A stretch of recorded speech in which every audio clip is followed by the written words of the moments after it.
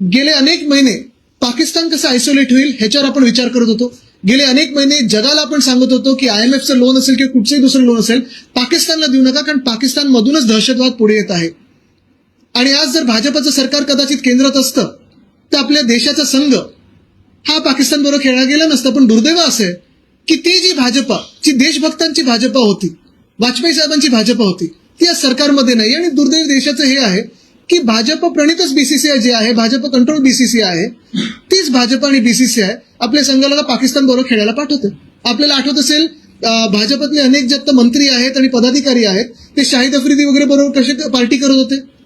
तर हे जे दुटोंडीपणा आता लोकांसमोर आलेला आहे तो स्पष्ट आहे. आणि माझं अजूनही मत आहे की ह्या एशिया कपमध्ये आपण एकतर पाकिस्तानला बॉयकॉट करावं किंवा ह्याच्यातून बाहेर पडावं, कारण जागतिक पातळीवर आपण सांगत आहोत की पाकिस्तानच दहशतवादाच्या मागे आहे.